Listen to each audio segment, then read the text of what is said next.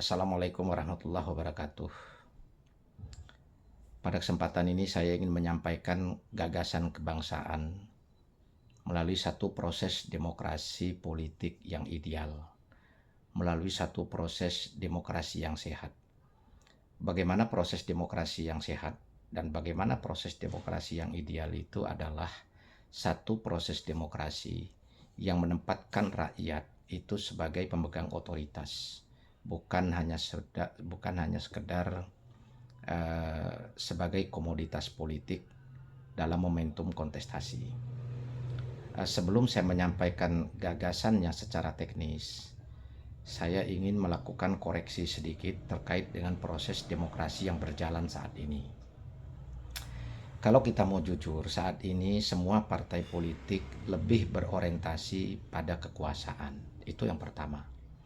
Terus yang kedua, hampir semua partai politik itu lebih mengedepankan popularitas, lebih mengedepankan elit politik, dan lebih mengedepankan para politisi yang memiliki kapital yang besar.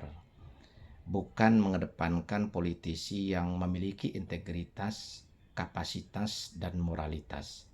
Ini satu kondisi proses demokrasi yang tidak sehat, proses demokrasi yang tidak ideal, yang hasilnya adalah saat ini kita tahu bagaimana praktek korupsi, bagaimana praktek KKN, bagaimana praktek gratifikasi politik, bagaimana praktek money politik, semuanya itu menjadi satu dan menjadi konsumsi kita di setiap kontestasi dan menjadi konsumsi kita sehari-hari, di mana kita disuguhkan banyak kepala daerah, banyak politisi yang kena OTT oleh KPK maupun oleh Kejaksaan Agung. Banyak mantan pejabat yang akhirnya masuk proses pidana dan terbukti akhirnya mereka pada saat menjabat, pada saat berkuasa itu lebih mengedepankan kepentingan pragmatis mereka, yaitu mendapatkan finansial, yaitu mendapatkan hasil untuk mengembalikan modal atau kos politik mereka. Ini adalah fakta di mana kondisi politik kita yang tidak ideal, di mana kondisi politik yang bergeser dari hakikat demokrasi yang sebenarnya. Demokrasi yang sehat adalah demokrasi yang menempatkan rakyat sebagai pemegang otoritas, menempatkan rakyat bukan hanya sebagai komoditas kontestasi. Nah, kali ini gagasan yang ingin saya sampaikan adalah berkaitan dengan partai politik yang mengedepankan rakyat sebagai pemegang otoritas. Partai politik sesuai dengan undang-undang partai, yaitu Undang-Undang Nomor 2 Tahun 2018 ya. Partai politik itu semua punya dana bantuan politik. Kalau dihitung dari dana bantuan politik itu sebenarnya cukup untuk melakukan edukasi dan operasional partai. Sesuai dengan amanah konstitusi, bantuan partai politik itu untuk setiap kabupaten suaranya dihitung 1.500 per suara. Untuk provinsi dihitung 1.200 per suara. Dan untuk pusat dihitung 1.000 per suara. Sehingga dari situ bisa kita hitung kalau sebuah partai misalnya di tingkat pusat suara nasionalnya itu misalnya 20 juta, otomatis dia akan mendapatkan bantuan 20 miliar setiap tahun. Di tingkat provinsi juga sama, akan dihitung berapa perolehan suaranya di tingkat provinsi dikalikan 1.200 per suara. Di tingkat kabupaten dikalikan 1.500 per suara. Artinya secara berjenjang potensi kos operasional partai untuk melakukan edukasi politik di mana seharusnya 60% itu digunakan untuk edukasi atau pendidikan politik. Akan tetapi yang terjadi kan saat ini yang kita lihat adalah bagaimana transparansi tidak ada, di mana dana bantuan politik itu didominasi digunakan oleh para elit atau para pengurus, sementara anggota partai sebagai basis utama yang menghantarkan mereka berada dalam posisi kekuasaan legislatif maupun eksekutif itu tidak pernah dilibatkan dan tidak pernah disampaikan terkait dengan dana bantuan politik dari pemerintah. Yang dilakukan oleh kader partai saat ini, begitu dia lolos di parlemen, itu paling hanya melakukan penyaluran proposal, memperjuangkan bantuan untuk daerah basis pemilihannya, tapi muaranya tetap pada pemerintah. Tidak ada inovasi, tidak ada pemberdayaan yang dilakukan oleh partai itu sendiri. Tidak adanya edukasi dan pemberdayaan itu akhirnya tidak memunculkan atau tidak melahirkan sikap militansi, sikap idealisme terhadap partai, terhadap ideologi partai. Sehingga banyak para elit politik gampang berpindah partai, gampang menjadi kutu loncat hanya melihat momentum, dengan alasan di partai lama sudah tidak digunakan, tidak difungsikan. Itu menjadi alasan pembenaran mereka untuk pindah partai politik. Nah, ini menunjukkan bahwa demokrasi kita adalah demokrasi kapital, demokrasi kita adalah demokrasi pragmatis, demokrasi kita adalah demokrasi yang didominasi oleh kelompok elit politik semata, di mana rakyat atau pemilih sebagai pemegang otoritas murni hanya dijadikan komoditas. Ada potongan dari penghasilan anggota dewan, baik itu di tingkat kabupaten, kota, provinsi maupun pusat. Itu hanya masuk menjadi kas partai, tetapi tidak pernah dilaporkan secara transparan kepada rakyat, kepada pemilihnya. Semua dihabiskan hanya untuk operasional pengurus. Semua hanya dihabiskan untuk kepentingan politik para pengurus. Karena apa? Karena mereka menjadi elit politik juga menggunakan kos politik. Proses demokrasi internal atau proses politik internal di setiap partai ini juga masih didominasi dengan money politik. Apalagi dalam proses kontestasi. Proses kontestasi setiap 5 tahun, money politik itu menjadi alat utama. Serangan pajar yang dijadikan andalan untuk menang dalam proses kontestasi. Sehingga sangat wajar, begitu selesai kontestasi, akhirnya para elit politik itu meninggalkan basis pemilih mereka.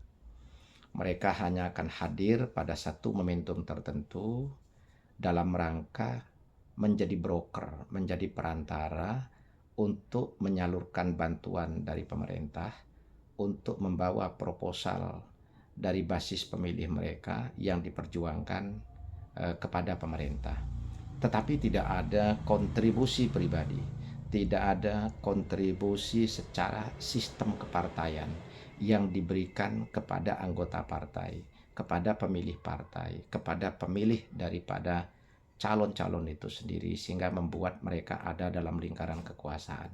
Ini tidak adil. Masyarakat yang seharusnya sebagai pemegang otoritas hanya dijadikan komoditas. Ini adalah fakta yang terjadi dalam proses demokrasi kita saat ini.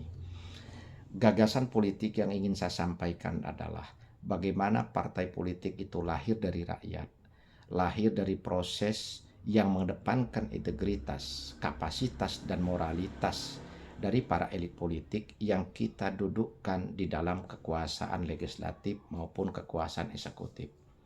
Proses politik ini tidak boleh mengedepankan money politik. Proses politik ini harus diatur mekanismenya secara teknis yang benar, sehingga semua kader partai itu ada militansi, semua kader partai itu ada integritas, semua kader partai ada konsensus personal dengan partai politik, dengan basis pemilih, sehingga keterikatan dari kader partai tersebut dengan basis pemilihnya itu saling berkelanjutan, saling ada keterikatan, saling ada hubungan emosional yang baik. Maka perlu lahirnya sebuah konsep partai yang baik, lahirnya sebuah konsep partai yang benar, bukan mengedepankan kapital, bukan mengedepankan popularitas, tapi mengedepankan satu sistem.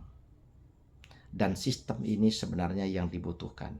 Di saat sistem yang benar dibangun dalam membangun sebuah partai politik, di mana ada sistem yang benar dalam proses berdemokrasi, maka tentunya nantinya akan melahirkan satu proses menjalankan birokrasi, baik itu di parlemen maupun itu di eksekutif, akan berjalan dengan baik dan benar juga. Kenapa? Karena dari dasar pengkaderan, dari dasar prosesnya di partai itu sudah benar. Partai politik adalah pilar utama dalam sebuah negara demokrasi. Tidak ada partai politik, maka tidak ada negara demokrasi. Adanya adalah negara monarki. Maka di dalam praktek demokrasi ini harus partai politik itu punya konsep yang benar, punya konsep edukasi, punya konsep dan sistem yang ada keberpihakan untuk basis pemilih, untuk rakyat, dan untuk semua potensi yang ada di negara kita. Partai politik seharusnya ada ketentuan di mana kadernya untuk meraih kekuasaan tidak boleh dengan money politik. Itu yang pertama.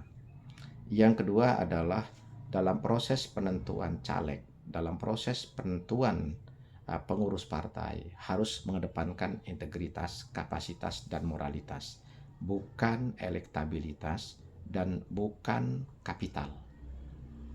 Terus yang ketiga adalah setiap anggota parlemen yang sudah masuk dihantarkan oleh pemilih itu harus ada kewajiban memberikan kontribusi untuk basis pemilih yang dikelola oleh sebuah sistem dan tidak bertentangan dengan aturan atau regulasi yang ada. Jadi contoh, partai politik ini harus memiliki badan yang disebut dengan koperasi anggota pemilih. Itu yang pertama. Yang kedua, partai politik harus punya kelompok kerja di setiap basis pemilih mereka, di setiap desa. Dengan asumsi setiap kelompok kerja itu dengan anggotanya sekitar 20 orang.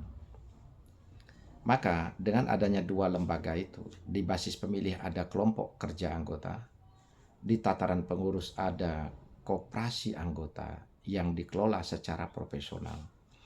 Maka simulasinya adalah apabila setiap anggota DPR, baik itu DPRD kabupaten, provinsi, maupun anggota DPR RI misalnya, ada kewajiban yang harus dipotong, diberikan kontribusi untuk partai. Ini bukan hanya dikelola oleh pengurus, tapi dikelola oleh koperasi dalam rangka membangun unit usaha, dalam rangka memberikan bantuan dan subsidi kepada anggota. Simulasinya sangat sederhana. Kalau partai politik itu misalnya punya pemilih 10%, artinya dia punya potensi anggota dewan di setiap kabupaten itu kan bisa 1.700 sampai 1.750 orang. Kalau di provinsi dia juga 10%, maka potensinya dia akan punya sekitar 350 atau 360 perwakilan di setiap di seluruh provinsi. Nah, kalau di pusat dia 10%, maka potensi memiliki sekitar 50 sampai 55 anggota yang duduk di DPR RI. Kalau misalnya setiap bulan masing-masing anggota DPR tersebut dari pusat sampai tingkat kabupaten itu diwajibkan misalnya potongan seperti yang terjadi saat ini di setiap partai politik antara 10 juta sampai 15 juta di kabupaten. Di provinsi antara 20 sampai 25 juta, bahkan di pusat itu antara 25 sampai 40 juta. Maka potensi 20 sampai 25 miliar itu setiap bulan itu masuk ke dalam partai politik dan itu secara proporsional berjenjang sesuai dengan pemilih. Akan tetapi pengelolaannya selama ini itu tidak ada transparansi. Pengelolaan dari dana bantuan atau dana potongan dari penghasilan anggota DPR tersebut selama ini hanya dikelola oleh pengurus. Sementara masyarakat atau pemilih mereka hanya diperjuangkan dalam bentuk proposal kepada pemerintah. Hanya diperjuangkan dari bentuk dana bansos yang sudah ada alokasinya di APBN. Nah, ini kan tidak adil. Padahal kalau sebuah partai politik dia misalnya menempatkan anggotanya atau pemilihnya sebagai pemegang otoritas, maka lewat koperasi itu setiap bulan potensi hasil atau potongan dari penghasilan anggota dewan itu bisa dibangun unit usaha, bisa digunakan untuk subsidi bagi anggota yang ada keterbatasan untuk biaya pendidikan, biaya kesehatan, dan lain sebagainya. Secara teknis itu bisa dijabarkan dan diatur dengan sistem kerja yang proporsional, sehingga partai politik itu akan ada keterikatan. Kader partai yang terpilih akan ada ikatan emosional dengan pemilihnya, dan pemilihnya pun akan ada ikatan emosional dengan para elit politik yang mereka pilih, yang mereka dudukkan di lingkaran kekuasaan, baik itu di parlemen maupun itu di eksekutif. Nah, dengan begitu maka ada proses pemberdayaan secara langsung yang dilakukan oleh partai. Ada edukasi dan pendidikan politik yang dilakukan oleh partai. Sehingga anggota partai itu bukan hanya sekedar dijadikan komoditas pragmatis di setiap kontestasi, tetapi ada pembinaan berkelanjutan, ada pemberdayaan yang berkelanjutan. Maka potensi kesejahteraan, potensi untuk meningkatkan kualitas ekonomi bukan hanya sekedar menjadi tanggung jawab pemerintah, tetapi juga menjadi tanggung jawab dari partai politik itu sendiri, sekalipun melalui anggota-anggota dan kelompok kerja anggota yang sudah terbentuk. Artinya tanggung jawab internal itu harus ada. Tanggung jawab pemberdayaan internal dari sistem kepartaian itu harus ada. Maka dengan adanya tanggung jawab internal dan sistem internal yang baik, baik itu dalam sistem penjaringan caleg, sistem dalam penentukan pengurus dan lain sebagainya, yang mengedepankan integritas, kapasitas, dan moralitas, ini akan menghindari atau meminimalisir dari praktek politik kapitalis, akan meminimalisir dari praktek politik yang mengedepankan popularitas akan tetapi tidak punya kapasitas. Nah, maka pelan tapi pasti proses demokrasi ini akan berjalan sehat, dan proses birokrasi yang bersih atau terbentuknya birokrasi yang bersih pun itu akan terwujud. Selama proses politik tidak ada perubahan yang revolusioner, tidak ada rekonstruksi ulang dalam proses berdemokrasi, maka akan sangat sulit terbentuknya pemerintah yang bersih. Kenapa? Yang mendominasi di elit politik adalah orang-orang yang punya kapital, orang-orang yang punya popularitas, dan orang-orang yang ada dalam lingkaran elit atau bangsawan politik di masing-masing partai tersebut. Nah, maka dalam hal ini gagasan yang ingin saya sampaikan adalah yaitu partai suara rakyat, ya, partai yang mengedepankan rakyat sebagai pemegang otoritas, mengedepankan basis pemilih sebagai pemegang otoritas, dan bukan menggunakan basis pemilih sebagai komoditas, yaitu lewat sistem kepartaian yang betul, baik dari proses penjaringan dalam penentuan caleg, baik dalam proses kontestasi yang tidak dibenarkan menggunakan money politik, lalu setelah menjadi wakil di parlemen ataupun wakil di eksekutif nantinya ada kontribusi, dan kontribusi itu dikelola oleh sistem koperasi yang dibentuk oleh anggota partai atau pengurus partai, dikelola secara profesional, transparan, dan akuntabel. Lalu dibentuk kelompok kerja di setiap basis pemilih, semacam kelompok usaha dari anggota dengan minimal 20 orang.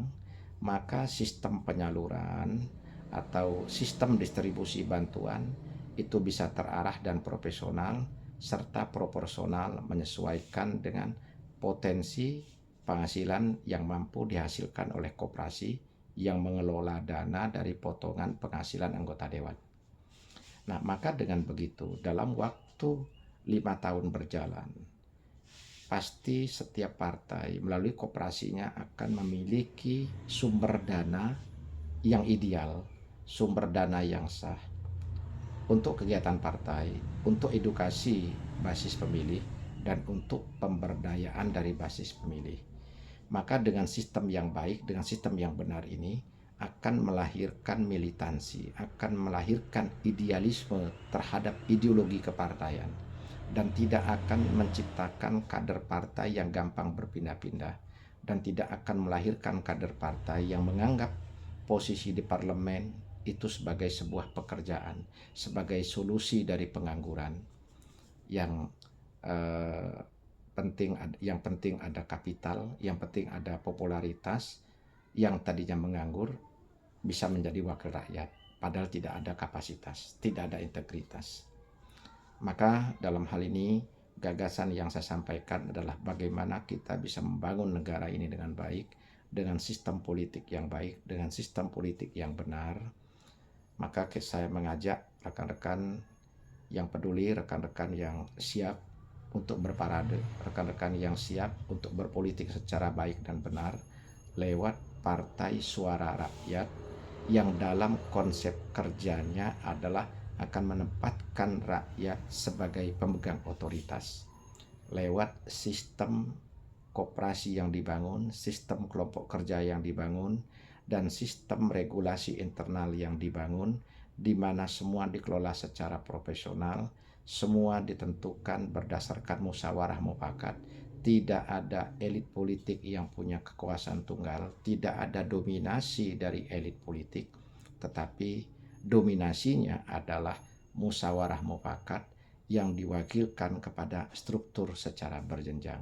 Maka dengan begitu kita akan mampu melahirkan satu proses demokrasi yang baik, satu proses demokrasi yang ideal, yang endingnya adalah bangsa ini akan dibangun, bangsa ini akan dikelola oleh para politisi yang punya integritas, yang punya kapasitas dan punya moralitas. Maka otomatis nantinya segala potensi sumber daya, sumber kekayaan yang ada di bangsa ini nantinya akan mampu dipergunakan sebesar-besarnya untuk kepentingan rakyat, bukan hanya untuk kepentingan elit, bukan hanya untuk kepentingan kapitalis. Dan bagaimana nantinya juga sumber kekayaan yang ada mampu meningkatkan pendapatan negara, di mana negara tidak hanya sekedar mengandalkan sumber pendapatan dari pajak, tetapi dari tata kelola aset dan sumber daya yang ada mampu untuk meningkatkan kesejahteraan masyarakat, kesejahteraan rakyat secara umum. Karena kekayaan alam kita sangat besar, sumber kekayaan alam kita ada di mana-mana, akan tetapi sampai saat ini dari masa Orde Lama, Orde Baru, dan sekarang di Orde Reformasi, dan kita sudah punya 4 presiden yang dipilih secara langsung ya. Akan tetapi belum mampu menempatkan posisi pendapatan negara dari hasil tata kelola sumber daya yang ada itu melampaui dari hasil pajak. Kenapa? APBN kita tahun 2025, tahun 2026 itu 70% itu masih dari sumber pendapatan pajak. Sementara kalau kita mau jujur, sumber kekayaan alam yang dikelola oleh badan usaha milik negara lebih dari 750 perusahaan itu hanya mampu menyumbangkan hasil ke APBN tidak lebih dari 300 triliun. Padahal likuiditas aset yang ada di BUMN itu lebih dari 16.000 triliun. Artinya hanya kurang lebih 2%. Ini tidak sehat. Ini tidak benar. Maka supaya proses tata kelola itu menjadi sehat, menjadi benar, maka dari sistem kepartaian itu harus dibangun dengan cara yang baik dan benar. Saya mengajak para politisi yang masih punya nurani, saya mengajak para politisi yang masih punya integritas, punya moralitas, dan punya kapasitas, akan tetapi tidak punya ruang, tidak punya saluran yang tepat di partai politik yang lebih mengedepankan kepentingan pragmatis dalam setiap kontestasi. Mari kita merapat untuk membangun Partai Suara Rakyat, dan kita bisa menempatkan rakyat sebagai pemegang otoritas. Maka dengan begitu negara ini akan mampu dikelola dengan baik dan benar, serta mampu menghasilkan sumber daya yang ada dikelola sebesar-besarnya untuk kepentingan rakyat.